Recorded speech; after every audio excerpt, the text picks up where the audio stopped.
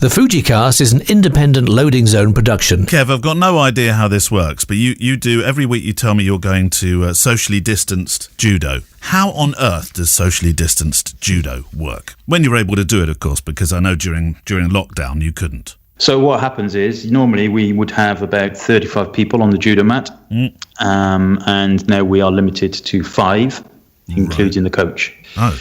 So what happens to the other 30 that want to turn up? No. So it has to be pre-booked. And on Wednesday night, we had 4 of us, including the coach. Right. And you do exercise, you do your kind of warm-ups and everything, stay 2 meters away from each other. You take all your temperature and you sign all of the forms and all that palaver, usual stuff that people ignore these days. And then and then on the mat, when we get to do some kind of technique and stuff, we tie 4 judo belts together. Right. So they're our tether points, so we can pull. Hang on a minute. Have you touched each other's belts though? Whoa. They're not our belts. They're just standard belts. Okay. COVID-free belts. COVID-free belts. Yeah. So we tie 4 belts together. And then you have. It's a little bit like, have you ever done those exercises at the gym when you get the ropes and you kind of hurl them up and down in the air? Oh yeah.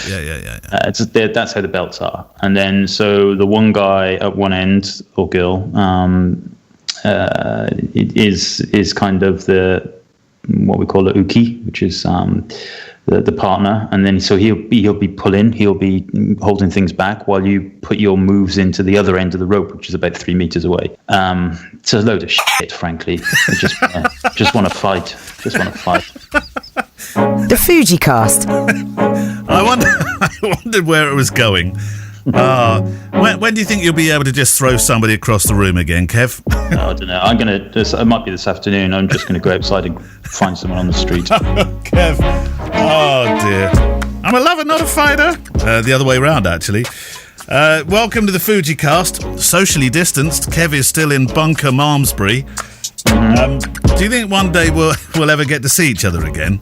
Oh God, yeah. Because we're going back into lockdown after Christmas, aren't we? Apparently, it's. Oh yeah, definitely will. Yeah, because everybody's just going to be completely stupid over Christmas. Yeah. Well, not everybody, but a lot of people will.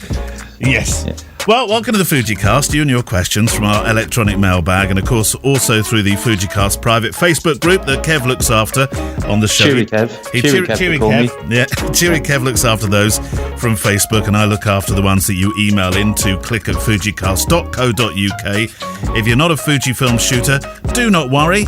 It's a big community. Whatever flavour you shoot, you're very, very welcome. Thank you to our friends who've now supported us on Patreon, which for the price of a coffee keeps the show growing and most importantly going. I always feel a bit odd saying that.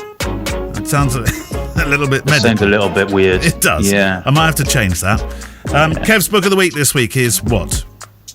My book of the week this week is called The Gamblers by Martin Amis. Okay, well, I know of Martin Amis. There's a reason I have this book. Okay. And the interview today is Parker J. Pfister, at last. Poor Parker. It only took how long? About 2.5 years. Oh, dear. There were some technical challenges with it, which wasn't Kev's fault. It was all to do with the system that we record through. Some gremlins got in there. The system we used to record through. Yeah, we don't use it anymore. That was the first and last time Kev used it. So Parker J. Pfister today. Looking forward to that. I've in the house, by the way. I keep walking past this. I keep thinking it's a Mullins kit. We've got a mulling kit, which is for mulled wine, but they've done it in sort of some fancy font. So every time I walk past it, it's become the joke in the house now. Have you got the Kevin kit? Can we put the mulled wine on? It does look like. I always think if I put this in, a Mullins is going to grow out the pan or something. Well, I mean, I am partly made of alcohol, so it wouldn't surprise me. Right, who's going to go first, you or me? You go first. Go on. Okay. One from Dennis Skyam. Good morning, gents. For the past many years, I've been participating in a somewhat fashionable annual photo contest. I guess they've gotten sick of me bombarding them with shots every year, because for 2021 they've asked me to be part of the jury instead. But I've never been part of a jury in a photo contest before. I don't know if you two have, but I'm wondering if you have any input. I feel out of my depth. as the other 4 members of the jury have more stars on their shoulders, so to speak. I'm not quite sure how really to verbalise why a specific image appeals to me in effective ways. To be perfectly honest, I've always been a bit rubbish at doing critique. I'm fairly sure "this be pretty" isn't going to cut it. Any tips on how to properly critique images so I can make a good case for why the images I pick deserve to win? If you have any hypnotic techniques to make sure my pick of the litter take home the grand prize, that'd be good too. From Dennis Skyen. Well, I haven't judged. You have on a few occasions. I have, yeah, and I do a lot of critiques. I do a lot of. I don't like to call them critiques. I like to call them portfolio reviews. Yeah, and I saw that question come in actually, and I thought it'd be a good one to answer. The thing you have to do, Dennis, is you have to look at the image with two different heads. Okay, I put 2 different heads on your shoulder. One is the technical head, and one is the subjective head. And the technical head will be looking at things like light, composition, moment, those kind of things. If it has good light, good composition, good moment, it does not matter whether you like the content of the image or not. If it has those 3 things, then it's a good picture, regardless of what's in it. If you really want to check the composition, and it depends on how many badges they've got on their shoulders compared to your shoulders, then turn the picture upside down, and then you will immediately see whether the composition is good or bad.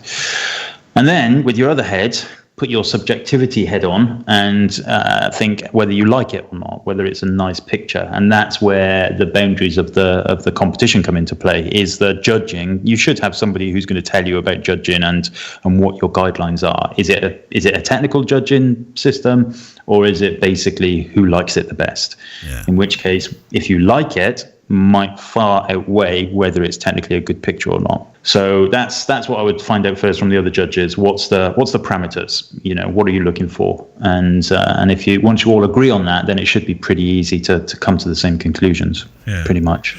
Well, and the same with critique. I know that when we've done our stuff together, Kev, when we've done workshops, and there's been a critique session at the end, and I've always shuffled uncomfortably in my seat at that point, because I don't think it's I have opinions, of course I do, but I've never really image critiquing sessions have always left me a little bit, what the hell am I going to say here? Because for me it's all about what I feel about a picture. That's about it. Does it leave me with any emotional connect? Yes or no? Yeah, and that's fine. And that's why I suggested to Dennis about finding out the rules of the competition or what the judges are looking for, because there is no way that when I talk to people about composition and about the technicalities of a picture, there's no way that I can look at my own website and think that all of those pictures, like a vast majority of them, do not conform to those standards. They just don't, because I like my pictures to be based on emotion, and that means that the moment is the number one priority in most cases. So yeah, absolutely. But you can't just blunder into this kind of thing and without some kind of guidelines. And I think that's why a lot of these competitions get it wrong, and I've seen it. I've been in rooms where you have 5 judges. They're all esteemed judges and things like that. They got their qualifications in 1925 and stuff, so they've got a lot of history behind them. Yeah. But you have one judge who's basically deciding he doesn't like it because it's better than his work. You've got another judge that doesn't like it because he doesn't like the content of the image. Another judge is saying it's brilliant. I don't like the content, but it's brilliant lighting, brilliant composition. And another judge doesn't like it just because they don't like the person who took the photo. And then the other judge does love it because he's mentoring the person who took the picture, even though the picture might be rubbish. So all of those people need to be on the same hymn sheet, basically. And that's why I suggest you speak to the judging panel first and just understand what the parameters are. And then you can go in and be honest about it all. But yeah, ideally, all of you will just say, it's got to be about the moment. The moment is what counts. And then, of course, you've got to identify whether it's a natural moment or a stage moment, in which case, how do you define a moment? Is it candid? Can't be candid if anything's been affected, you see, because candid is an adjective, and an adjective is a very strong word. Oh, man. Right. Yes. Kev, your question. Can't we talk more about judging? I'm going to get so much for that. Right, I've got one. I'm going randomly up the list. I love the Facebook. I love the way that you people are putting the questions in the Facebook page. That's perfect. Really helps us out. So I'm randomly going down because there's loads in there. I'm going to stop on this one from Neil Parry. And, it looks like it's been answered, actually. Neil Parry says, will Fuji take on Sony in the full-frame market? If not, why not? Dun, dun, dun. Well, the answer's always no to this one, isn't it? Yeah, well, I did think I'm just reading them through the answers, and Andreas, and obviously Andreas, God of Fujifilm UK, has replied, and we might as well just read it out. He says, Neil, this has been answered by senior management in Japan every time they're interviewed. The answer is no. Yeah. And he goes on to say, why is the answer no? He goes on to say, judging by how some other brands are selling, who are doing, three different lens mounts, right, it's probably a wise decision. Yeah. So that's the answer, I would say. I mean, if you do look at other brands that are trying to support 3 different lens mounts, which ones are doing well? Sony are doing amazingly well. They're supporting 1 or 2, I suppose. Nikon, there's only a couple of brands, and I'm not going to kind of throw them out of the window, but there's only a couple of brands that are supporting 3 lens mounts, and none of them that I can think of are the first camera brand you would go and buy something from right now. Right. So that's probably the answer. Fujifilm are flying with APS-C, absolutely flying. And yes, I mean, Sony are, taking up the full frame mantle, and, they're now in that bum fight with Canon and Nikon. Of course, there's other APS-C stuff going on with Fujifilm as well. But then Fujifilm, of course, got the medium format. And you know what? I'm just going to call it medium format. I don't care how many of you email me and write on my YouTube and stuff. It's a medium format. It's a 65 by 4, blah, blah, blah, 2x6, blah, blah, blah, blah, blah. I don't care. Welcome to Kevin's counselling session. Which I'm calling it medium format because I want to call it medium format. That's fine. Even though Fujifilm have stopped calling it medium format themselves. But yeah, so they got that end of the market summed up as well, and things. I mean, I'm really excited by Fujifilm and that medium format marketplace, because if you think what happened when the X Pro 1 came along, the X100, the original one, it was amazing. A little bit slow, a little bit rough around the edges. And look what happened. Can you imagine? Blimey! It's not even what can you imagine what they're going to do with that marketplace, that sensor, in 5-6 years' time? I know. It's going to be absolutely incredible. And if you read the 22 Immutable Laws of Marketing, you will know that it's better to be first than it is to be better. I feel like we should say amen at the end of all your answers. Yeah. My sister should say that to me, because she's older than me. It's better to be first than it is to be better. Well, it's a good phrase. Johan Borhead has written in, hiya lads, yada yada yada. Couple of things that come to mind since Fujifilm has such a heritage when it comes to film. Did either of you shoot analog before, or have you maybe tried it out after digital came to market, as I have in brackets?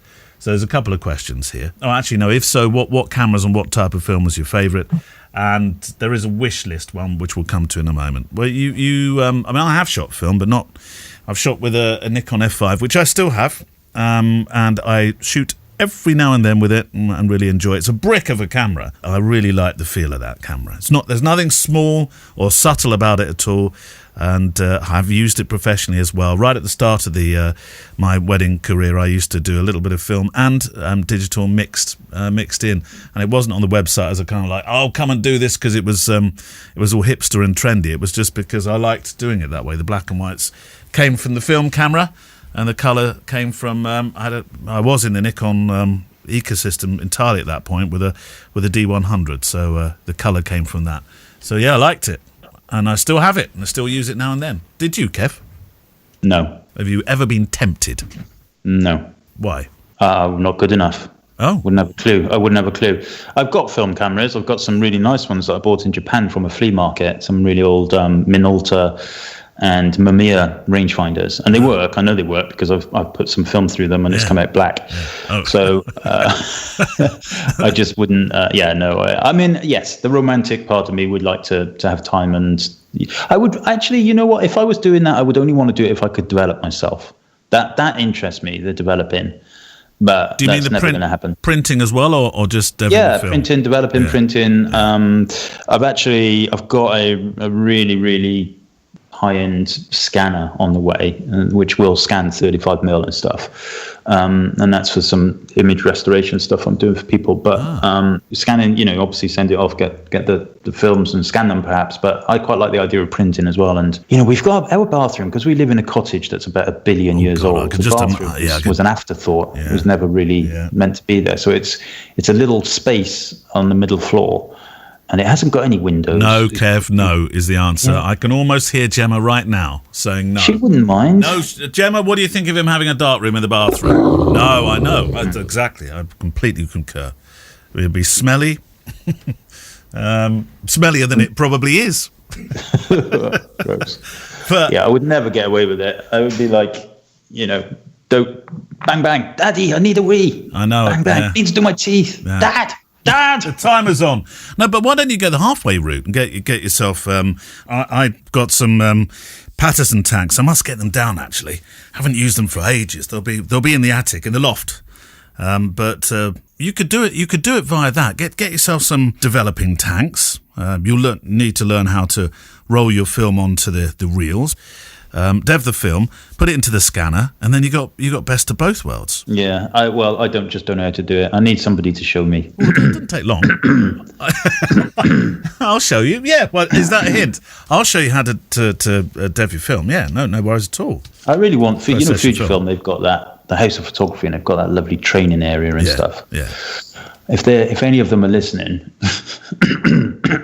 I reckon a great workshop would be film photography and developing. Yeah. Because I know for a fact they've got staff that have that knowledge. I know for a fact. Yeah. And of course, Fujifilm do still sell film and stuff. Yeah, that'd be good, wouldn't it? Well, I'd be signing up for that. I'm looking across here. I've got a Zenit as well, which that was my first camera. My first SLR that was bought for me was the Russian block. That is. I've got Zenit. Have you got a Zenit? Hang on, hang on. I've got a Canon AE1. Right. Nice. Praktica, something or other. Right. Pentax ASI something or other. So the long and short is, Kev, you've got more film cameras than digital cameras. I've got a Box Brownie. Right. And I've got, hang on. And this is my favourite one. What's that? The Mamiya. Oh. However, the Mamiya, this Mamiya, I sent it off to Sarah up at Canberra on Cameras in North Wales, and she has a museum of cameras. It's phenomenal. What she doesn't know about cameras is not worth knowing. Right. However, she didn't know what this camera was, so it's not worth knowing. It's kind of rare. It doesn't have. It just says Mamiya, and then it's got a serial number, and it looks very similar to some of the stuff on the Mamiya museum on the internet. But nothing is. There's no. I couldn't find the exact camera. It could be a spy camera. Who knows? Well, I think that's a good idea, by the way, with that thing up at the House of Photography. Yeah, I do too. Yeah, it'd be a nice idea. Yeah. And last one from Johan was, what's on your wish list for Fuji's next film simulation? Rumours say it's coming. Yeah, I saw the rumours actually last week. They started saying that there's a new film simulation coming. Yeah. I don't know really. I mean, the thing is, they got to be careful because the reason why they couldn't call Classic Chrome Kodachrome was because of copyright and trademark reasons and things like that. Oh, right. And actually, it doesn't really look that much like Kodachrome. But I would say a real Kodachrome emulation would be really hard to do. But yeah, color-wise, that would be nice, wouldn't it? Yeah. Whatever they'd call it. I'd quite like some more black and whites. Yep. They can get rid of sepia. They should just delete that bit. Get rid of sepia. Have you ever used? Make space for some more. Have you ever used that button? That selection?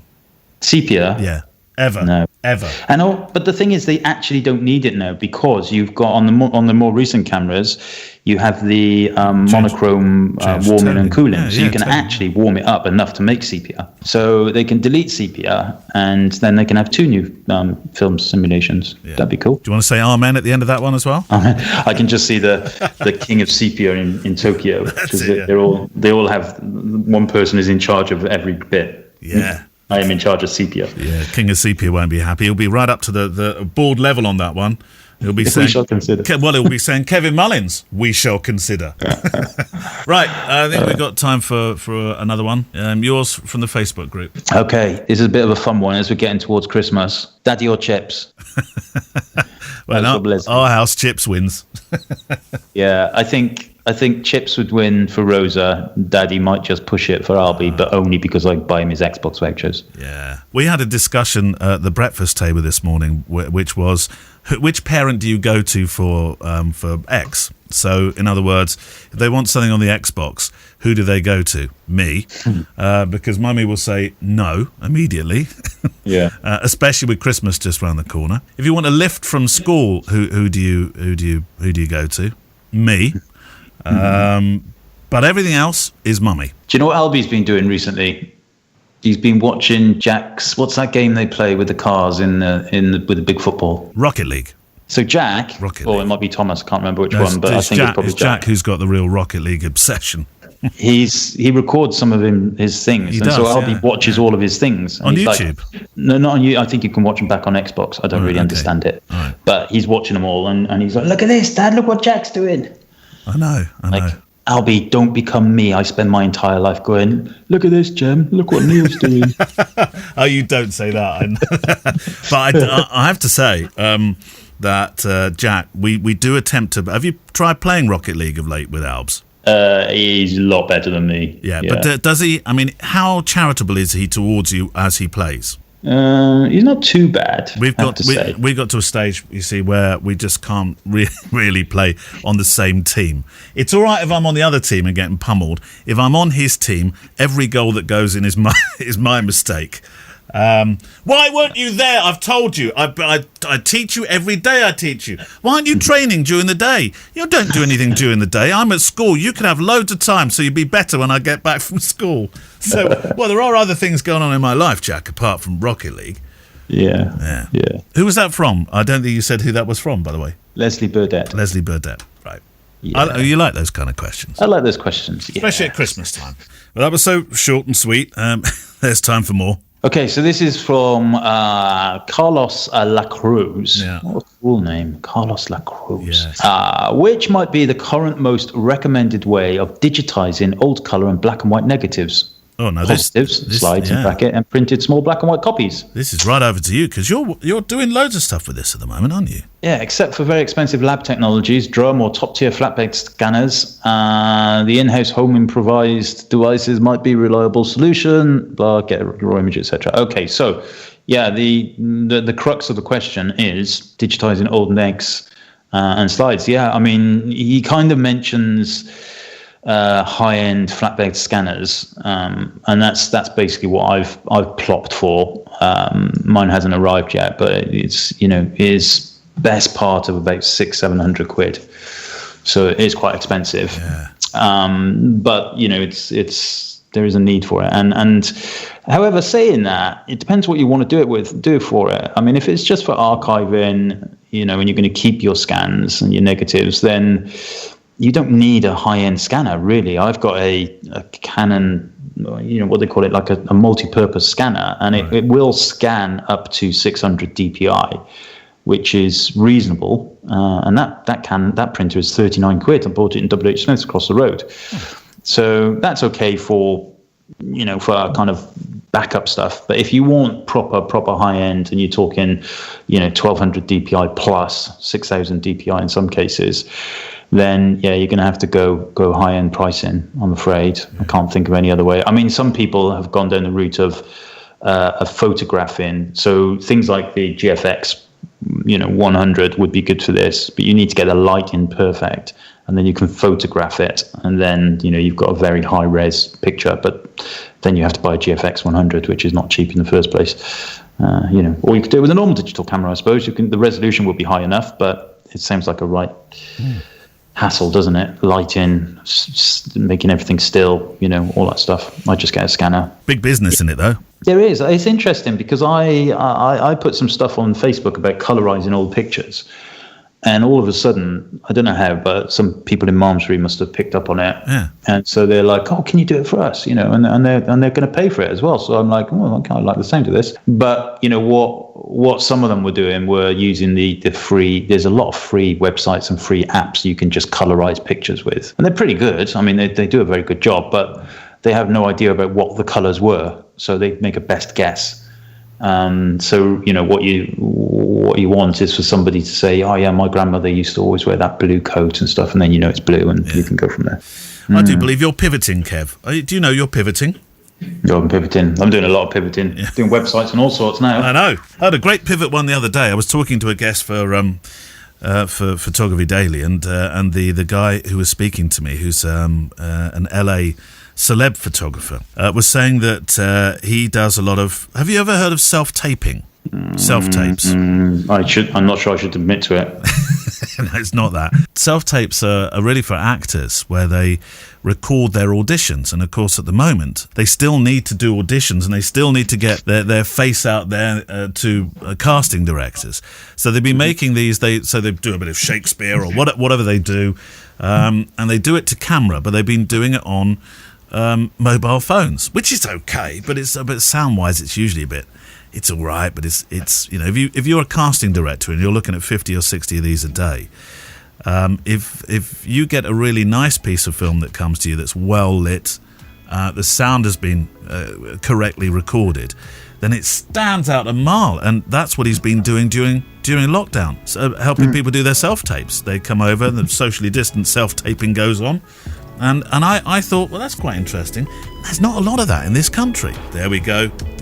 Top pivoting tip. Yeah, and then everybody knows what we're doing. They're all going to nick our ideas. Well, you're still going to do it. Do you remember what's that thing when you teach people stuff and only 5% will ever think about it, but only 2% will actually go and do it? Yeah, true. Some sort of figure. Prove me wrong. Right, interview time. Parker J. Pfister. You're a bit of a fan of his, aren't you, really? Yeah, I am. I absolutely love his work. It's beautiful, as you'll find out in the interview. Yeah. So, yeah, it was so there's no reference to current situations, of course, because it was before that. Yeah. Well, how do you know of him then? When did you first find his work? We've communicated online several times way before this interview and everything, and I just loved his work. Always have done. Like right at the beginning, I loved his wedding work, and then his fine art stuff is just sublime, absolutely sublime, and he's a top-notch guy as well. Well, here's the next in the series then of When Kevin Met. When Kevin Met Parker. I'd like to welcome Parker Pfister to the show today, who is a photographer from the United States, and I guess he's kind of like this double-headed giant. He's got all of this wonderful wedding work, but also, as we'll talk about later, this incredible body of fine art photography too. Well, it's a pleasure to be here. It's an honor to be here. Now, legend has it that you were given a silver medal at the 1982 World Fair by Kodak. Is that right? Legend has it. Yeah. That actually happened. I was 11 years old, and I had won my county fair, and then I won the state fair, and then it went to the World Fair, and I actually took home second place with a silver medallion and a letter from Eastman Kodak. Okay, so clearly you were using a camera way before the age of 11. What's your background? What's the story with you and photography? Yeah, I've had a camera in my hand quite an awful long time. So probably 3 or 4 years before that, I was given a camera to play with, and the play became very serious to me. I was really into it. My dad was a scientist. He was actually a fish doctor, an ichthyologist. And we grew up kind of in the country on a lake, and we had a dark room. My dad was an amateur photographer, and he taught me everything about the dark room.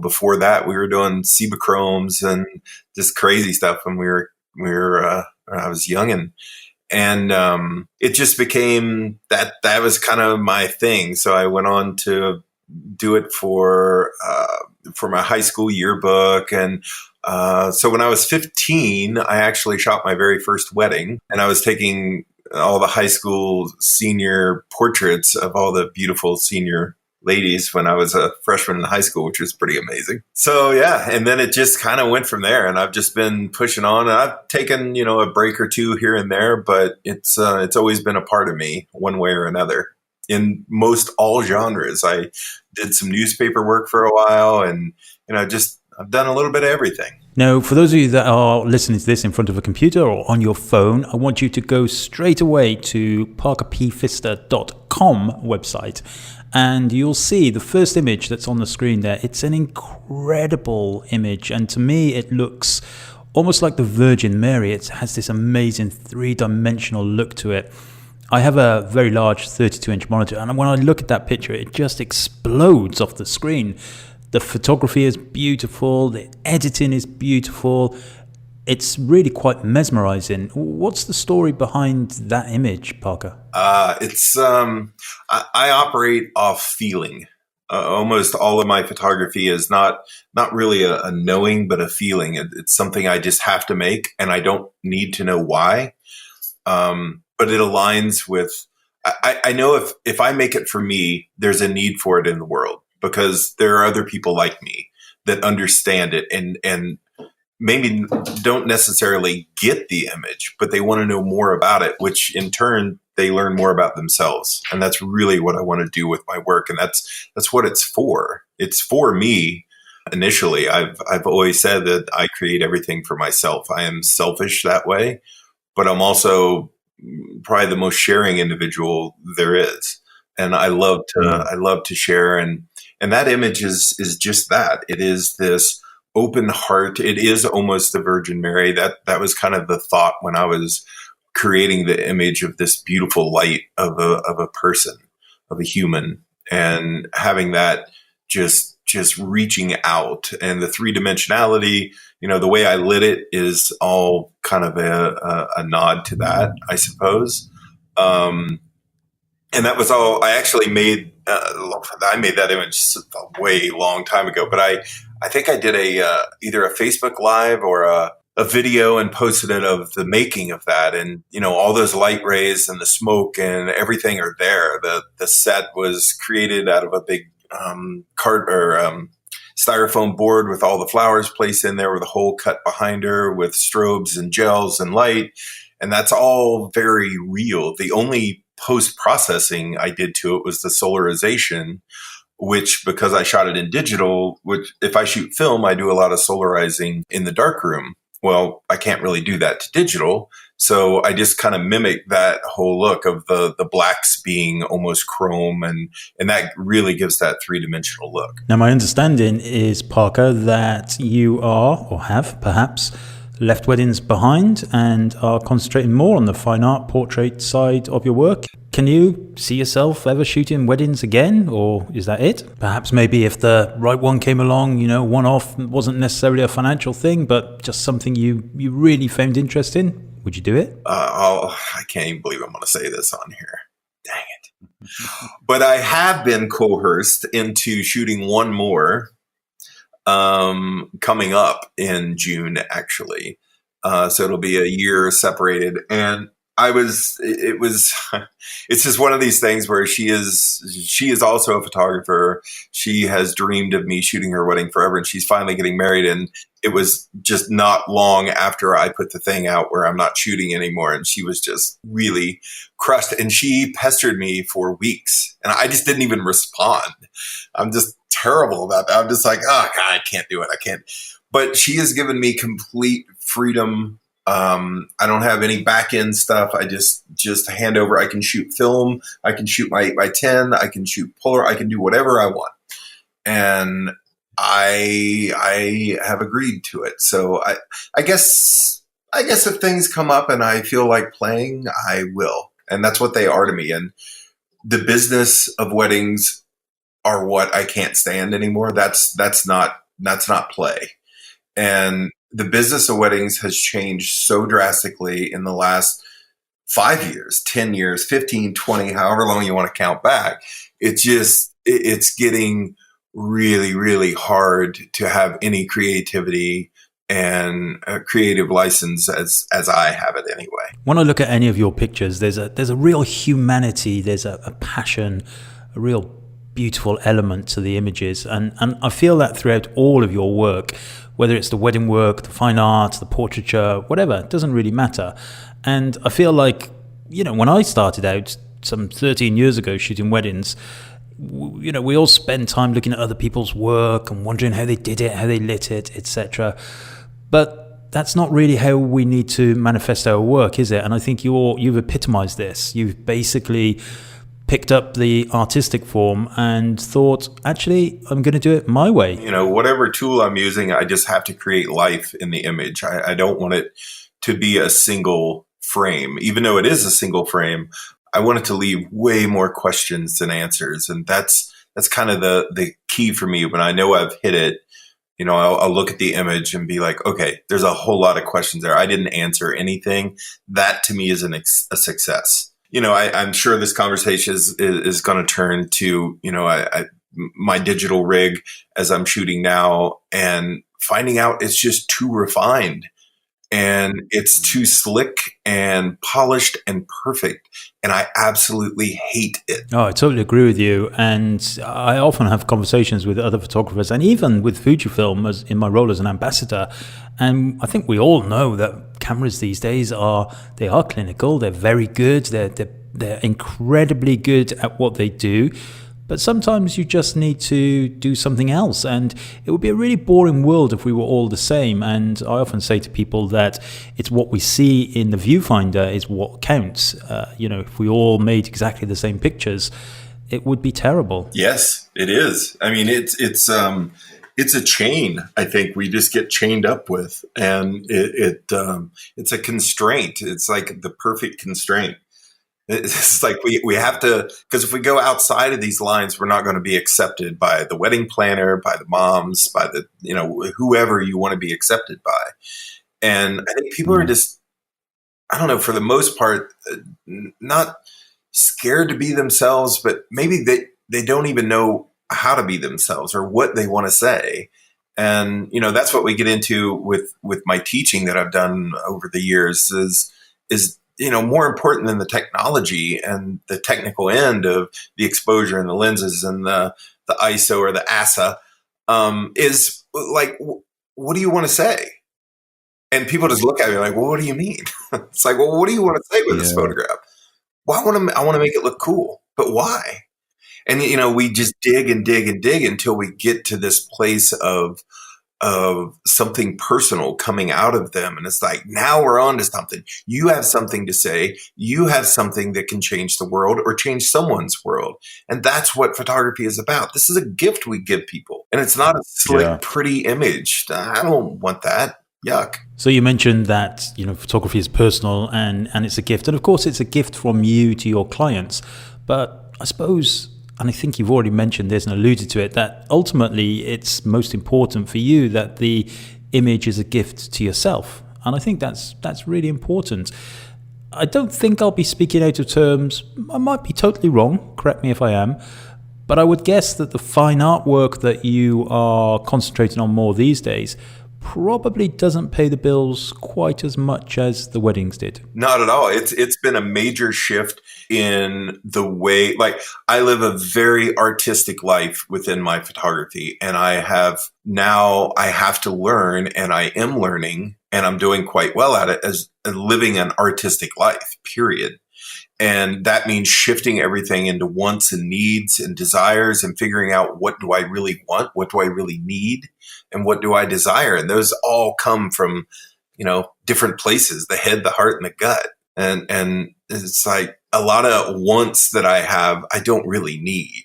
And really living that life of, what I want is my images to scream to me, to be a recording of my life, of other people's life, to be a piece of history. And, getting into, and now making the shift, I would love to make portraits of kids. And I think that's where I'm going, all large and medium format portraits of kids. And that's, I think, what I want to do. And this is just a couple days old, but that's my jam. Yeah, you're dead right. I can see everybody now driving down the wet and windy British roads listening to this thinking, he's right, Parker's right. Do I need this camera? Do I need this new light? can I create? Can I really create? And that's the important thing. You know, when you talk about this idea of flipping to this artistic life, I have this vision of you in some kind of log cabin in North Carolina. It's North Carolina, right? North Carolina. I have a Sprinter van that I've turned into my home that I travel everywhere in. I also have a home, but that Sprinter van is kind of, when I do my workshops, I drive. If it's in the North America, I drive to it no matter what, and I create stories along the way, and that's where all this imagery comes from, and it's like doing the work. Sounds amazing. When I grow up, I want to be Parker Pfister. So do I. Now, I followed your work for a long time, Parker, and I love it. And one of the things that I really adore is this idea of the long-term projects that you have. And one of them, the one that I keep coming back to, is the one called the Gemini Project. Can you tell us a little bit more about that? Something to do with your birth sign, I believe. All those images that you see were all created in a 7-hour window with my 8x10 shooting directly onto paper negatives, one-offs, and I get to make one frame, and I get about 2 minutes with strangers. And so my studio is in a very prominent area downtown. And I just, on my birthday, I always give back to the public. I've done this for 9 years. And I open the doors to the public and I'll just pull people in. It's like, hey, I'd love to make your portrait. And, it's evolved over the years into writing in a journal and all sorts of things. But the Gemini Project was something I was doing because it was my birthday. I didn't exactly know what I was doing. One year I did all Polaroids. One year I did a bunch of tintypes. 1 year I shot Hasselblad. And it's all like a process to kind of show the people what it could be about, and it's not about looking on the back of the camera and looking pretty. It's like looking who you are. And this particular year, that was a very amazing year. I was losing a dear friend to pancreatic cancer, which he's photographed in there. And I did this whole project and I wasn't quite sure why I was doing it other than it was my birthday. So I made all these portraits of everyone, and his wife came in the next morning. So I have to make as many images as I am old in years. So that particular year, I think, was 49 or 48. So I had to make 48 portraits of strangers in about a 7-hour window. And so I would pull people in. I make these images. I had made them all. My friend had come in being very, very sick, and he still made the trip in because he just never missed one. And so he came in, got photographed. The next morning, his wife, who was also my studio mate, she's an amazing dressmaker. She came in, and while I was in the dark room, she popped in and she saw the images there, and she was like, oh my God. And she saw her husband. And I was like, for the first year, I didn't get to make a portrait of you. I'm like, all right, we're going to have 52 then. And so I think I cut somebody and actually kept, or 48, sorry. And so I think I cut somebody to put her in. So the image I wanted to make of her was, I still had this set, which is just a white wall and my lights, but it's kind of a thing. I just had her hold the paper negative of her husband. So when I photographed it, that negative became a positive.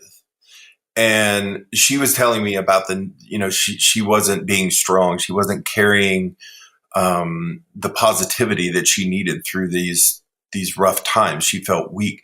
And I just saw her holding this negative energy. And that in turn led me to put all these squares of negatives on all the images. So if you look through that whole project, you'll see the pieces missing. The parts are negative, and that's the negativity we all carry around for something. And what is that? It's I'm just begging the question. I don't have an answer, and it really is just an idea that was spur of the moment, which most of my stuff is. I'll be doing a project and not really sure why I'm doing it yet, but I know it's going to rear its head. I know it's going to happen. And that's a trust and a knowing in ourselves and a curiosity, which I'm all about. It's a really touching story, and I love the way that you've used that positive and negative element of things. Okay, so moving on. If I was to say to you, Parker, your house is burning down, hope it's not, of course, but if it was, one piece of equipment you would grab and run away with, what's that one piece of equipment? One piece of equipment? My Deerdorf 8x10 with the Voigtlander lens. Like the site you're on, I would say probably 70% of that is made with 8x10 Deerdorf. Yeah. Like a lot of the projects are so, like once I get on a project, I'll use just one type of process throughout. That's just to keep it very, very cohesive. Yeah, cohesive. That is the right word, I think. That explains your work very well. Okay, so are you still in the digital circus at all? Any mirrorless, any DSLR stuff going on in your life? Yeah, I really ran with the mirrorless craze back in 2010, I think. 2000, maybe 11. Not sure. My first camera was the X100. And then I got the Sony NEX7, and for a while I shot them at the same time. And then Fuji just kind of won out, and I started doing a lot of XE1, XT1. I never had an X Pro series, and I used to make all the lenses for them. I'd take old 16 millimeter film, movie film camera lenses and adapt them. This is way back then. And that was my thing. And at that time, they didn't make adapters. I had them all milled and done here. But to give something of the look that I'm looking for, that Fuji sensor really had it for me.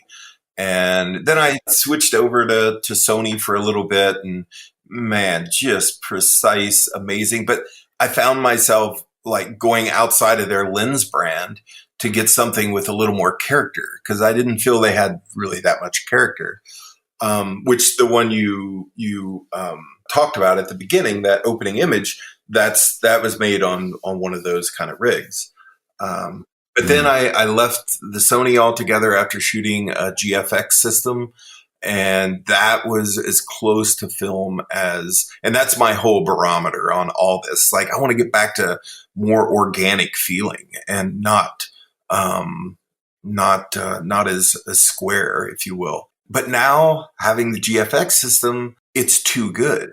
It's everything I get back, I look at it and I'm like, okay, yeah, it's damn near perfect. I hate it. What do I do to screw it up? So, I'm making lenses for it too, but I see myself shooting more and more and more and more film again. And really, this GFX is just sitting here. And I'm literally on the fence in the last couple of days just to completely go 100% back to film, or 95% back to film. And if I get another camera, it's probably back to an XE1, where you could do the multiple exposures and it still keeps them in RAW. I remember that, which was kind of cool. Yeah. But then again, I always shot JPEG in the Fuji cameras and hated the RAWs, because it's like, it looks great straight out of the camera. That's what I want. So it makes me crazy, and that's why I have no hair. Yeah, it's that organic thing, isn't it? I still have the original X100 too, and I love that. I think it's really weird. We live in this kind of paradoxical world when it comes to digital photography. We buy the latest and the greatest, and they're great and they're latest, and then we spend kind of 2 hours trying to edit those images to look like film, and I include myself in that. I say to my clients, your images will look filmic, and really deep down my inner chimp is saying, just shoot it on bloody film. But of course I can't. I don't have that capability or that knowledge. So what's next, Parker? I notice you've got a workshop coming up in Morocco, I think. Yeah, I've got a workshop in Morocco in September. Before that, we have a workshop in South Dakota in May, and there's one seat that was filled, but one seat just popped open. And then before that, at the end of March, we're in Oregon, great rainy state of Oregon. Which I used to live there for quite a long time, and I can't wait to get back there. And that one's at the end of March, and I think it's about half full now. So yeah, teaching is something that I've done for years and years, and I still absolutely love it. really shifting people's perspective of what photography can be is what, they come for a photography workshop and most of them leave and they're like, I can't even, this is beyond photography. It's therapy for myself and the understanding of my inner artist, which is kind of the whole idea. Like the week-long workshops, like the one in Morocco, the first 2 days, you're not allowed to even touch a camera. It's not about the camera because my belief is that camera and that technology gets in the way of you being an artist. And that's, or at least a photographer. And maybe the photographer gets in the way of you being an artist. And I think that's kind of how the chain goes down. Yeah, it seems to me that your workshops, if you'd like to call them that, are more like retreats, I suppose. I think people will get a lot more from that kind of thing than just turning up to a workshop and, somebody tells them what settings to stick their camera on, sticks a model in front of them, and then all you have to do effectively is press the button. This is far more than that and far more important. And that's usually what happens. If somebody slides through the application process and they're wondering like, hey, how do I do this shot? And it's like, well, why do you want to do that shot? That's how it starts. And, they're thrown off by it. It's like, no, I just want to know what, how did you light this? It's like, well, I lit it with intention because this is what I wanted to say. No. I mean, what were your settings? Like the right ones. These are the ones to make my voice heard and to raise the question that you're asking. That's the point. And it's not about settings. It's like, what do you want to say?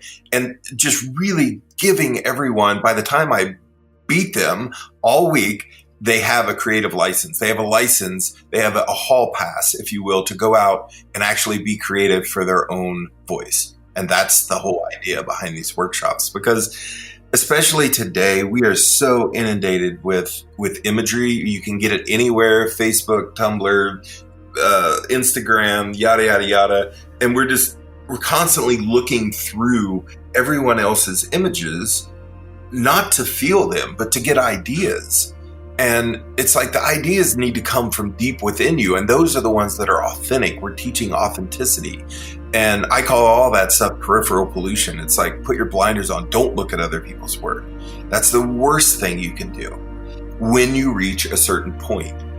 And I think that's the key. It's like there is a point in a photographer's world where you look and you try to emulate and you learn from that. But you have to know when to let it go. And the thing today, it's hard to freaking let that go because it's seen everywhere and you want to be cool and get the most likes. And that's not what photography should be about. Our thanks to the true talent who's Parker J. Pfister. And of course, there'll be links on the show notes on FujiCast.co.uk to his site and Instagram. When you finished here today, and if you just can't bear to wait another week till Kev and I return, go to your podcast app and type in the search bar Photography Daily. Monday through Friday, I talk, minus my buddy for sure, but joined by a plethora of talented photographers. Today, I'm chatting with David Fetties, who, aged 50, said, you know what, I've had enough of this corporate thing. I'm going to be a wildlife photographer. Just like that. He also set himself the target to win a major Wildlife of the Year competition, which he did, and travel all over the world making pictures of the stuff you only usually see in documentaries when it's properly roaming around in the wild. Which he does.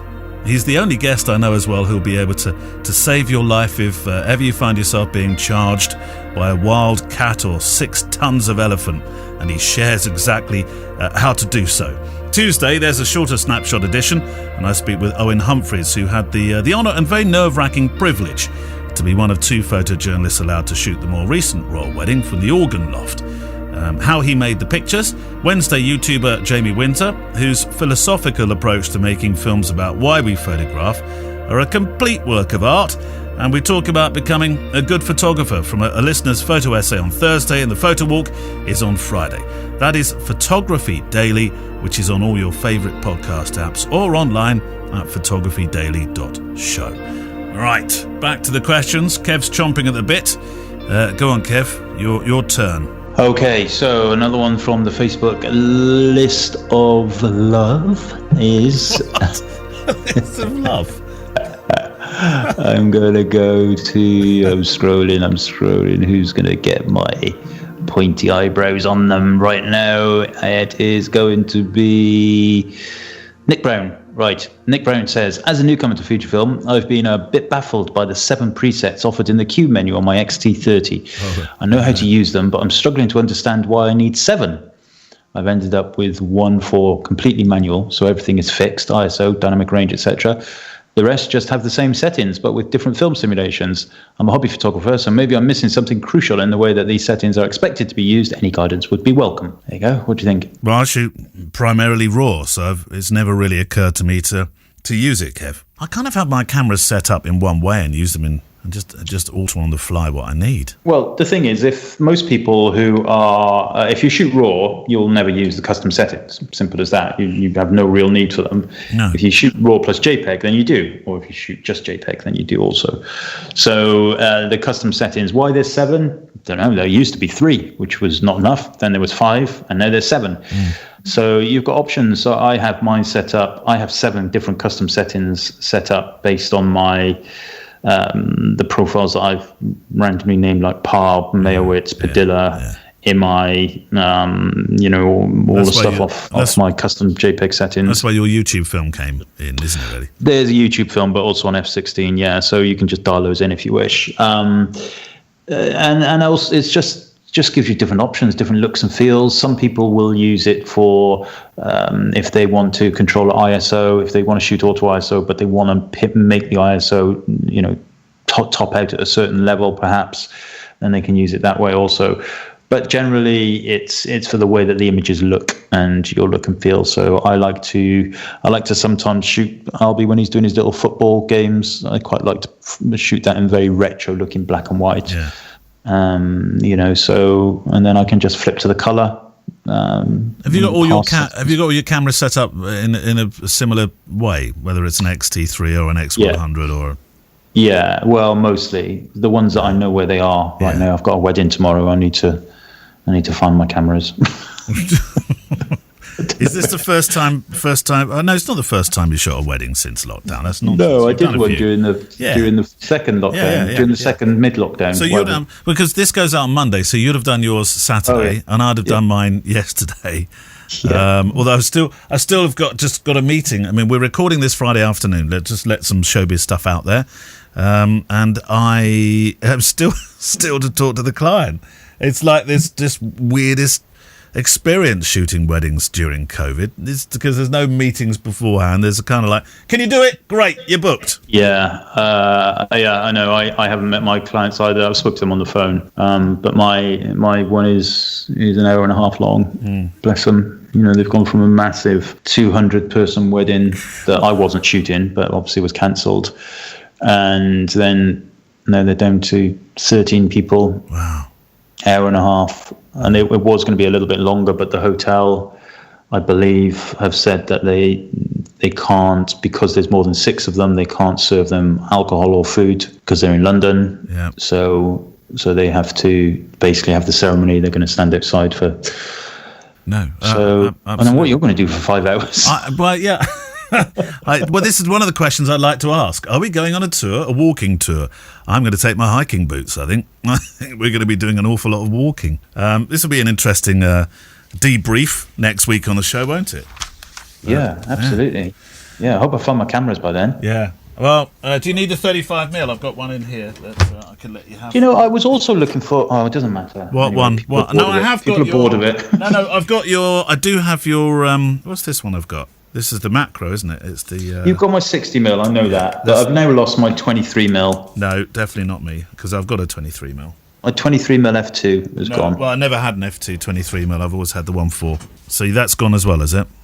Yeah. There is a place where all these things go. It's like your house. No, no, but like in our house, there's a lot of missing stuff across the last few years, 10 years maybe. Just things go missing. For example, the keys for a car that is long gone now that I had before the current Kia. The keys just one day went, and we've never found them. We will find all this stuff, and we just lose stuff in the house. Yeah, I think that's the house swallows it. The same as us. Kids, it's kids' age, isn't it? Things just get put down and then moved, and then boom. Yeah. Well, if they were a bit younger, I'd accuse them of having stuffed it in the DVD machine, but that's not the case. Ryan Katsanis says, Hello, tea drinkers.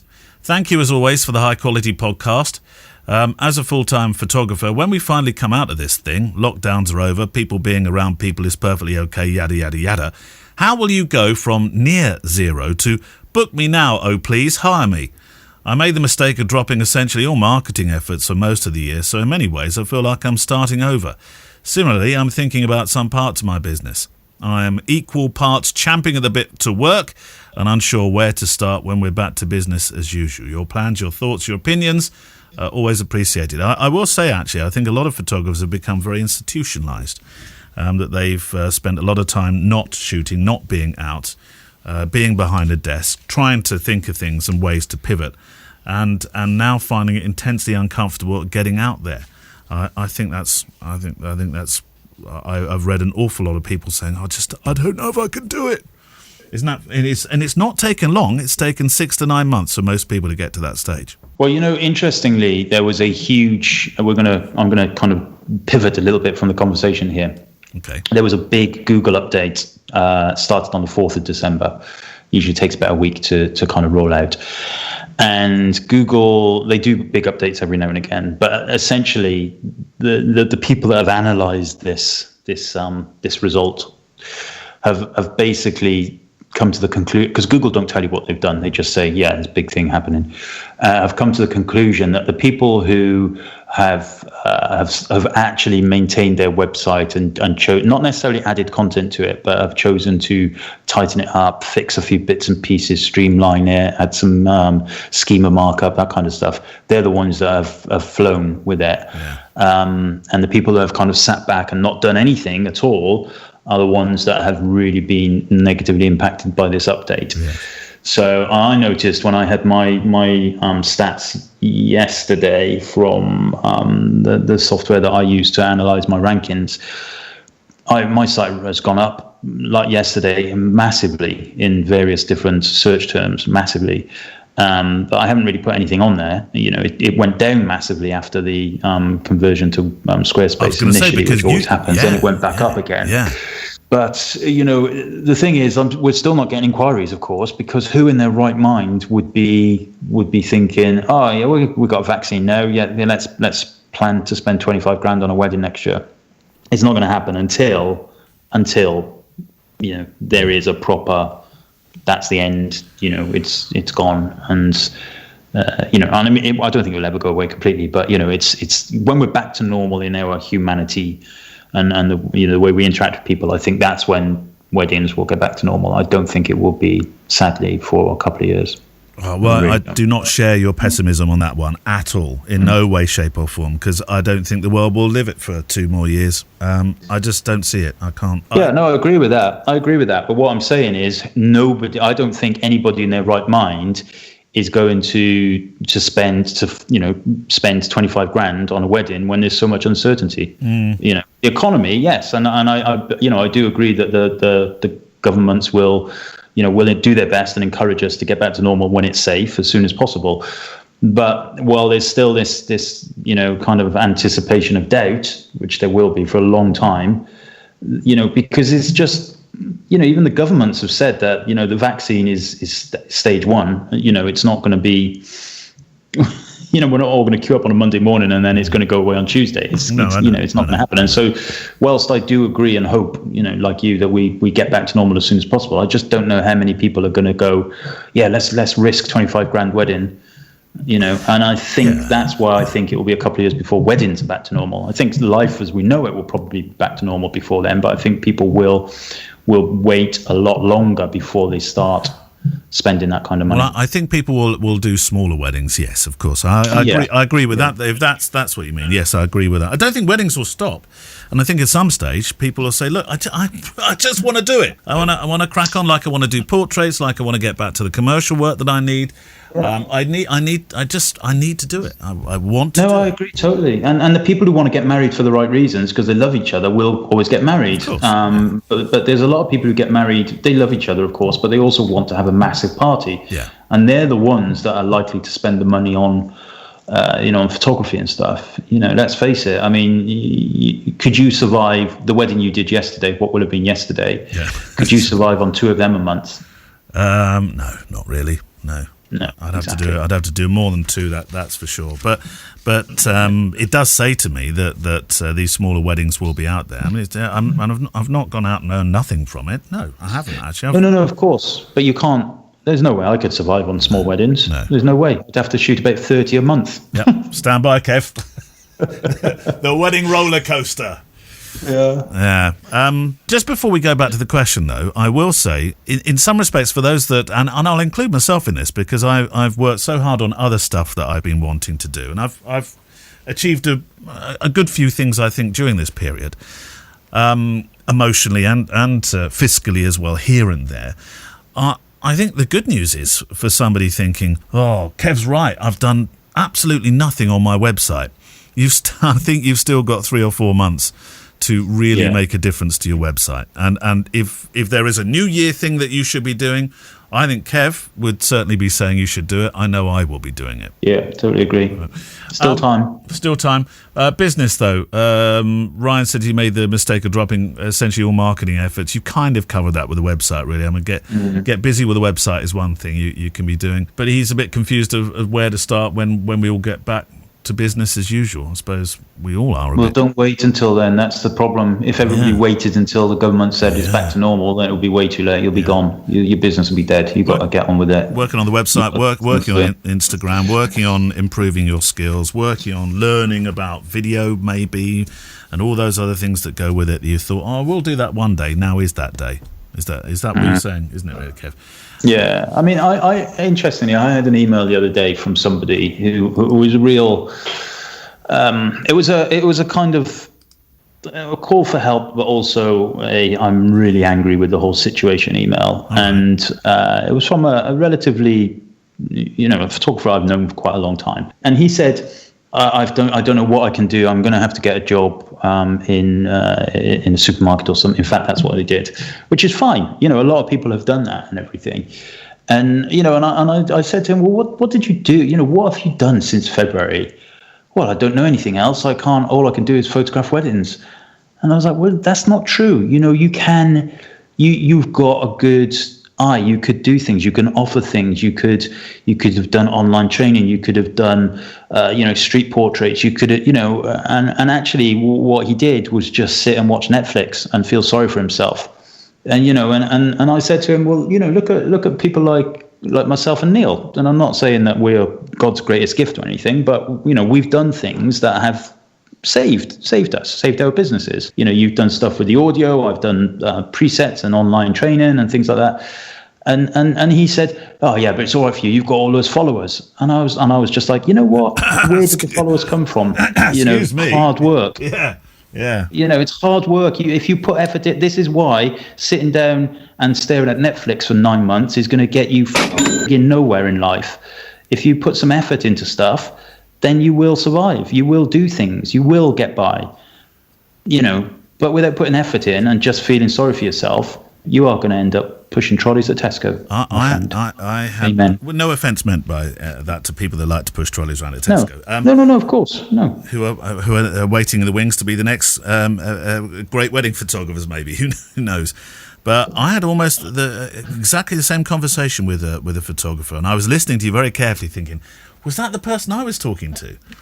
Because it sounds a very similar story. I don't think it is, because this person's actually gone off and spent their time exercising and getting really fit. Great, that's a good thing. But creatively, they feel absolutely sunk. And the same conversation went along the lines of, well, it's okay because you've got that and that and that, and you can do this and this and this. I can't. But there we go. Right, another. Do you want to say amen to that one as well? There's a lot of them today. Amen. Work hard. Work hard, you horrible git. Oh God! You two can be as moody and miserable as me and Neil. It's Marley and Marley. Right, book. What have we got? Oh yes, there was a reason for this one. Yeah. So I have today's book is by Martin Amis.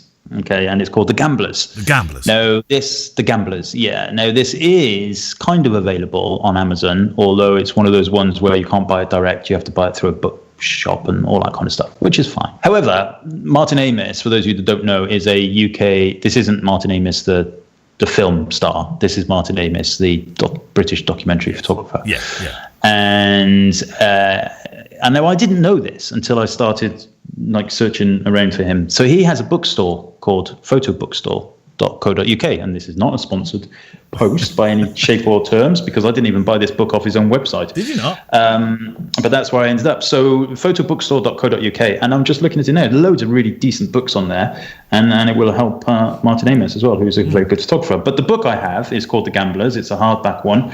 I actually bought this off the Martin Parr Foundation website. And the reason why I have it is because I paid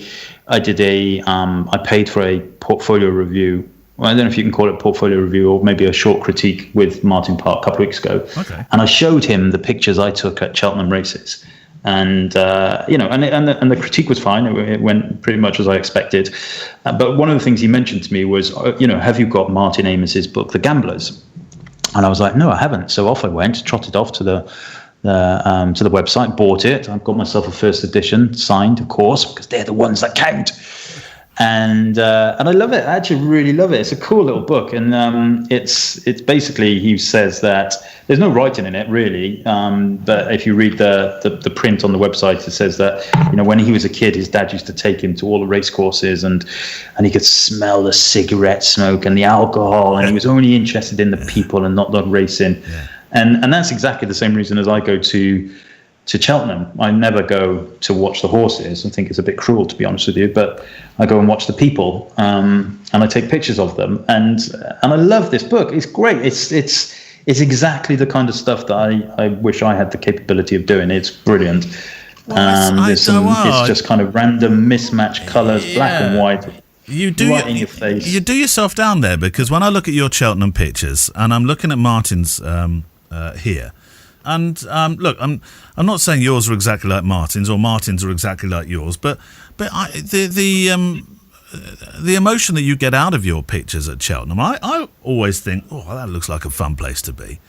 And the way you turn your camera on those that are watching racing, when I look at Martin's work, I'm almost thinking, I was going to ask you, and it's not that way around. Were you inspired by this work to do your work at Cheltenham? And I know it wasn't that way. No, because I didn't even know it existed. No, but I do love it. I love all of this stuff. And again, you're looking at pictures on the internet. I'm looking at them in the book, and it's another one of those books that I hate it when they do this, where it's an A4 kind of vertical book, and that which means the pictures split across the spine in the middle.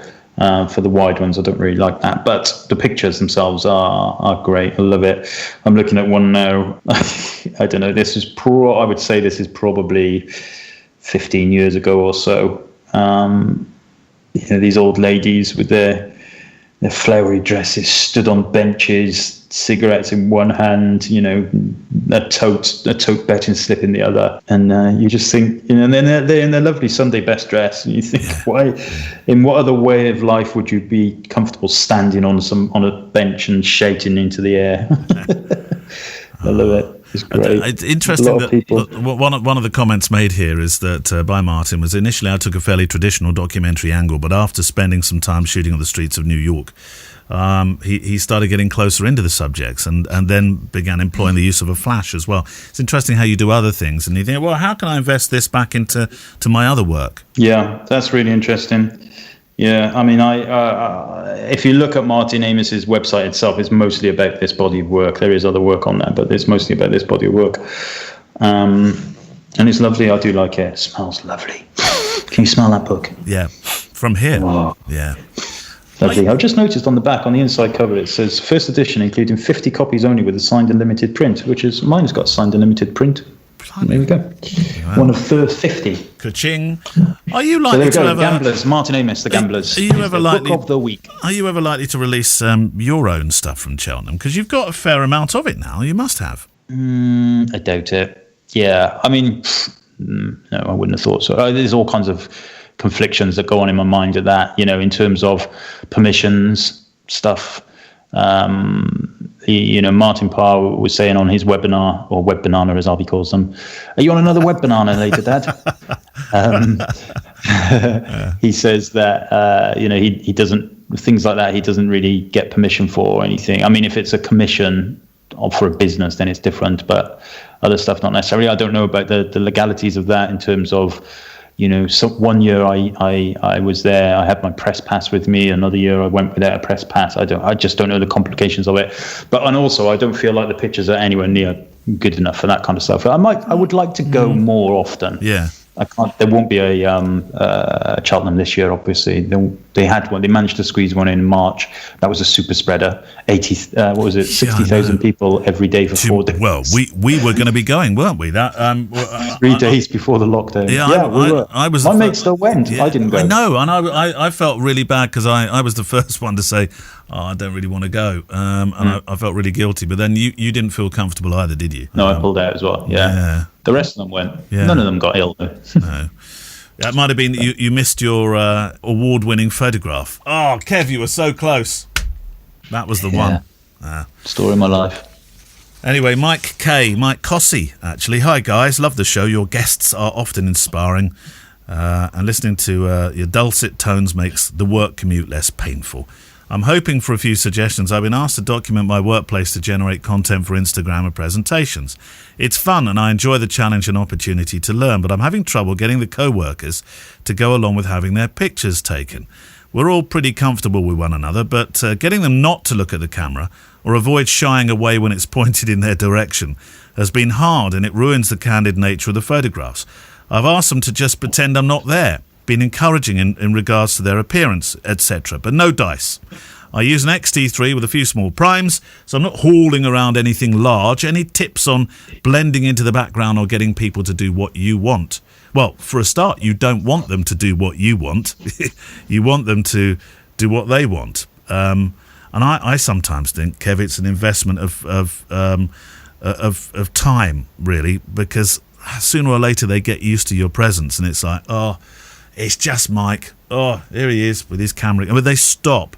I think if you start any project and you expect everybody from to be in on this game and just play along with you in a documentary or reportage stance, then they won't. It's the same with a wedding. When you turn up at a wedding and you start shooting bridal preps in the morning, the first thing that goes on is, it's got a camera. You almost have to ride that wave for about 10-15 minutes. Get there early, ride the wave, and then you're shooting. Yeah, that's good. That's good advice. It's more difficult nowadays, I think, because when we first started shooting weddings, or when I started shooting weddings, mobile phones were a thing, but not the camera phone wasn't such a thing. When you started shooting weddings, I don't even know if televisions were a thing, but things have changed, haven't they? Right. So like now everybody is conscious, and they all want to put their Instagram face on, and get the pouting right and all that kind of stuff. And I think people are more uncomfortable with this idea of natural photography in an enclosed situation, unless they've been well educated by the person who's organising it, for sure. But you're right. Just turn up, get them used to it, and the worst thing you can do if you really want to shoot candidly, if you want to do it properly, is to interact with people. And by that I don't mean not saying hello or anything to them, but by saying, if just look this way, or give us a little smile, or all of that kind of stuff. And a lot of people do that, and then that will confuse in the psychology of the people. Will be like, well, hang on, does he want us to do this stuff or not? If you want to, and as I alluded to earlier, candid is an adjective. It's either candid or it's not. That's it. There's no candid grey line. It's it. That's it. It's candid or it's not. The moment that you interact and tell them to do something, it's no longer candid. That doesn't mean you can't do it, of course. But if you want it to be purely candid, then you've got to be careful with the way that you interact. Do you think you're at a slight, maybe a huge disadvantage if you know the people? The times that I've shot weddings for people I know, I found them a lot more difficult, because people that, hi, how you doing? You think, no, just, I don't want to interact with you. It's much easier when you don't know somebody. Yeah, I get that as well, but I also don't think you should. I don't mean that people shouldn't be talking to each other, and if somebody comes up to me and says, what camera are you using and all that kind of stuff, well, I'll chat with them, and about the weather, all that kind of stuff, I'll do that. But what I mean is, if you start telling them how to behave in order to get the pictures, then that's different. But yeah, I mean, yeah, if you're at a wedding where you know the people, then of course you're going to have completely different interactions. But actually, I find them a little bit easier, I have to say, because it's easier for me to just say to them, "Look, just get on, just be normal, just behave yourselves, just be natural." Or don't I think that's easier if you know them. Yeah, but I was obviously due to photograph a wedding in your family, which hasn't happened this year. But no. And I was thinking that's going to be strange. Actually, photographing Kev at a wedding, I was gone through my mind a bit of how's that going to work, or how's he going to feel. Anyway, we'll not know. Well, we don't know. I was really looking forward to it. There we go. What saying? Oi, photographer, can I have a picture? No, I was really looking forward to them spending some money on me. And me, I had a similar thought. A lot more money on you, in fact. yeah. They obviously like me more. Right, we have got time for one more. Go on, Kev. Drag one out the Facebook, and let's make that the last this week. Okay, this is from Llewellyn Annandale, and he says, Neil, specifically to you, after shooting 800 plus weddings, do you ever find yourself getting bored with wedding photography? Do you find yourself becoming a bit complacent, or do you try and find something new in every wedding? Well, I think this year has been a break at the right time for me, because I was beginning to be reasonably tired with some of the familiarization I'd found with weddings. We've both talked about this, Kev, and my attitude has changed as the year has gone on, and I'm really looking forward to getting back and shooting some. I will never return to the amount of weddings that I used to shoot, partly because I don't think I've got the energy for it. And I don't think it's good. I don't think it was good for me. Doing different things, well, you're really led by what you're photographing, and I think that is actually what I've discovered is the greatest thing about photographing weddings. And I've discovered that in a period where I've not been able to do it because it is so different, and it really is so different. That there's genuinely a different challenge every single time you come. Sometimes you're going to feel like that was an award winner. Other times you're not.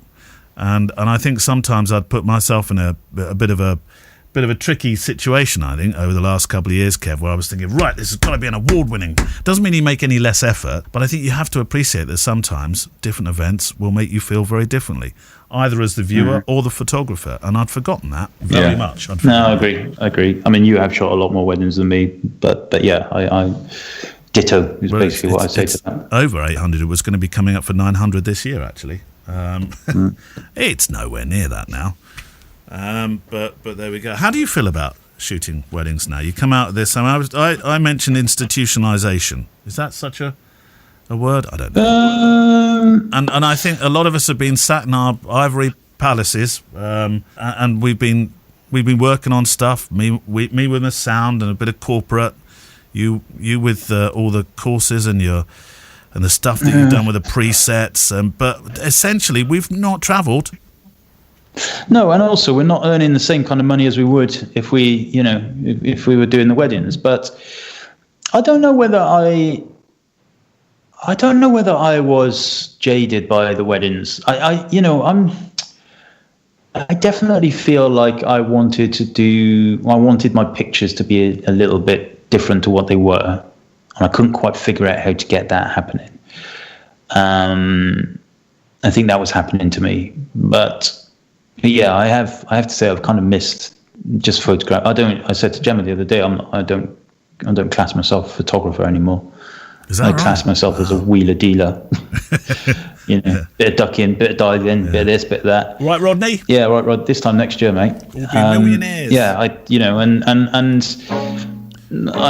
didn't have anything for my Cage Collective post this month. It's been a real struggle. But back in the books. Yeah. Photographs. Yeah. I can find my cameras. Well, good luck finding that. We'll find out next week whether Kev found his cameras and whether my wedding actually happened at all. Yeah. I'm hoping it will. Try and be a bit more cheery next week. No, Kev. Your Kev is Kev. That's the important thing. Thank you. That's it for this week. If you've liked the show, please go and mention it within with a review that you can leave. They're always really, really handy. Thank you very much for leaving the questions in the Facebook group. There is still that opportunity to do so. And we're going to carry on pulling questions out of there. I think this situation of you being in Bunker Malmesbury and me here is going to be like this for a little while yet. So those Facebook questions are really important. But you should only leave them in one place, Kev. Is that right? Yes, on the Facebook group, just at that, there's a pinned thread, and it's quite clear where you should leave them. However, do feel free to put questions elsewhere in the group if you want other people to answer them as well. That's absolutely fine. Yeah. But if you want your question read out on the website, if you want your question read out on the podcast, that is the place. Right. Parker J. Pfister, thank you very much. At last, we got Parker's interview on. I'm so pleased. Oh, did you notice, by the way, and I really did try and find it, your Pete Reed interview that you did last week, it wasn't just one. There were a couple of people that said that was the best interview they'd ever heard. I wish I could find them because I wanted to embarrass you and read them out. There was one in particular that was really glowing. And I thought it was. I really felt. I dropped. In fact, I dropped Pete. I've never spoken to Pete. I dropped Pete a message on Instagram myself after that because I just wanted to say, look, I just heard the interview, and I'm really privileged to have you on the show, and I'm really pleased that you and Kev spoke. So there we go. Yeah. Brownie points, Kev. Good. All round. We'll see you next week. Bye bye. Bye-bye. The FujiCast is an independent loading zone production. Email the show with your questions and words of wisdom to click@fujicast.co.uk. Email any complaints and political nonsense to our wives, who will deal with your comments in their own good time and in their own good way.